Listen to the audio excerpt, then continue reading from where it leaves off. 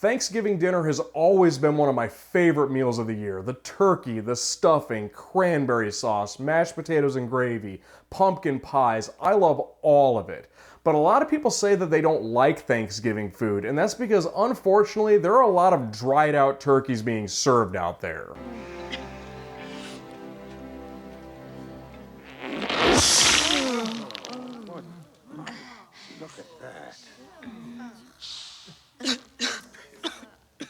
That is really not too far off from what some people are actually eating on Thanksgiving Day, which that objectively sucks. But I can guarantee you we can do a lot better than that. So on this channel over the next couple of weeks, I'm gonna be doing Thanksgiving food.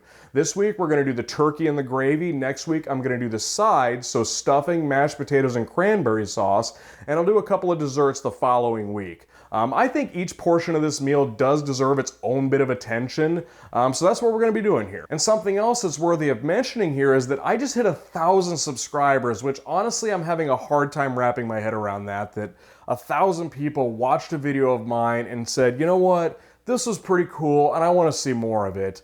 And to every one of you who's clicked on a video of mine and given me a chance and watched a video, and maybe some of you have subscribed, thank you so much. It means the world to me. I want to make the best possible videos I can for you, and I've got a lot planned for this channel, and of course I'm learning as I go, so there are going to continue to be some hiccups on some things, but I'm eventually going to get this thing down. So to you all the viewers, I can't thank you enough, and with that, let's make some food.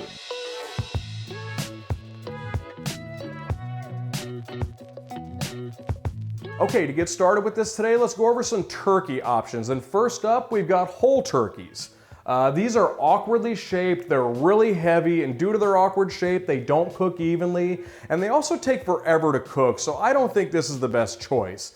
And that leads us to our second option here, which is to cut the whole turkey into parts. And this is marginally better than the first choice because it does cook a little bit more evenly, but also, to be kind of honest here, some of these parts just kind of suck.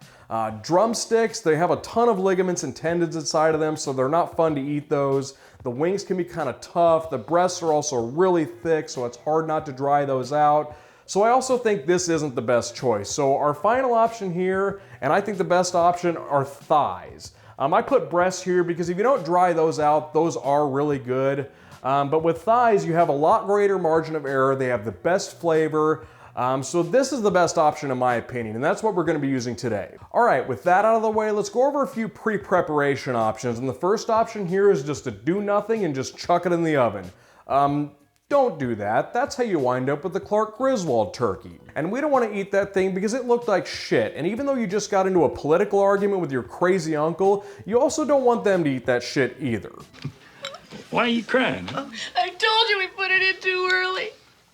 Oh, it's just a little dry. It's fine. I told you. Here's the heart. So that leads us to our second option here, which is to salt or cure the meat. And there are two different ways to do this. One is wet brining and the second is dry brining. And I'll quickly point out that that's not the best use of wording there, because the term brine specifically refers to a saltwater solution. So in that case, dry curing would actually be a better choice of words. But that aside, wet brining, you're gonna soak it overnight in a saltwater solution, and when it comes out of there, it's gonna be soaking wet. So you wanna be sure to air dry it for at least a day, preferably 2 days. So if you do this, you wanna start it on Monday, take it out of the brine on Tuesday, put it into the refrigerator uncovered for 2 days, and it'll be ready to go Thanksgiving Day. And with dry brining, what to know here is to salt the flesh more than you do the skin, because the salt does not dig through the skin, and if you over salt that, that will be too salty when you're eating it. So this, you can start this one on Tuesday, just lightly salt the surface on all sides of it, place it into the refrigerator uncovered, and it'll be ready to go on Thursday. So with that, let's go make some turkey. I'm using a wet brine for the recipe today, so for that I'll start with 1 gallon of water, a half a cup of salt, a half a cup of sugar, a few thyme sprigs, 4 to 6 sage leaves, a little bit of rosemary, 4 to 5 parsley stems, 2 bay leaves, and 10 to 12 peppercorns. Whisk the whole thing together to dissolve the salt and sugar, and I'll be sure to include the ingredients in the description, but for now let's move on to our turkey pieces. I'm going to be roasting 4 thighs, but first I'm going to remove the bones, which will make slicing afterwards much easier. And to do this, the first thing you'll notice is that one end of the bone is a little bit more detached and visible than the other end. Start at that end and carefully run your knife along where the bone sets to begin separating it from the flesh. Repeat the same thing on the other side of the bone, and you should have a pretty good visual on what you're working with at this point. So the next step is to dig your knife into the loose end of the bone, fully separating it from the flesh.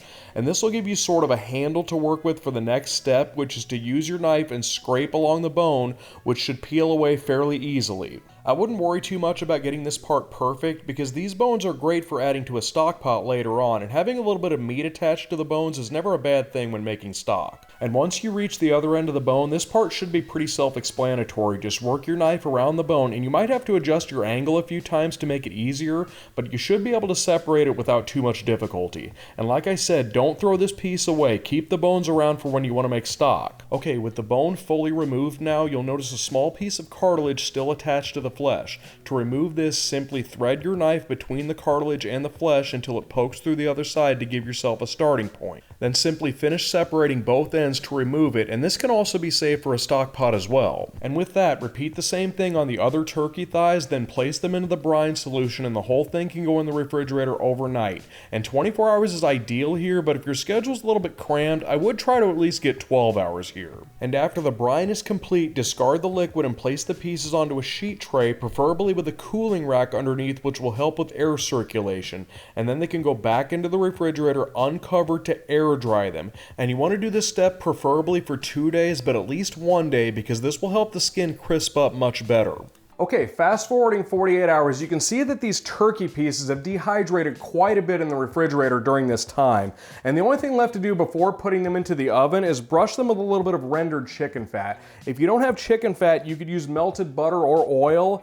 And what this is going to do is it's going to help evenly distribute heat across the surface, which is going to make for a better browning effect. So once you get them all brushed up, they're ready to go into the oven. So place the turkey pieces into a preheated 450-degree oven, and they should take about 40 minutes or so to cook. So while that's in the oven, let's jump over to the cutting board and get some vegetables ready for the pan. I'm using a standard mixture of onions, celery, and carrots known as mirepoix to add to the roasting pan about halfway through, and these are going to add a lot of flavor to the gravy. And these are going to be strained out in the end, so you don't have to be precise with your cutting. I'm basically going for pieces somewhere in the range of 1 inch. You don't need a whole lot of these either. In fact, adding too many to the pan will produce steam and might prevent the turkey pieces from browning up and turning crisp. So in this case, less is more. So after tossing the vegetables with a little bit of chicken fat, pull the turkey pan out of the oven, and you can see that they're starting to crisp up and getting a little bit browned around the edges. So you know it's time to add the vegetables now. So randomly scatter them onto the pan, and again, be sure not to overcrowd the pan here. Try to evenly space them out the best you can, then place the pan back into the oven to finish up the rest of the way. And through the magic of video editing, let's move forward in time to the finished product.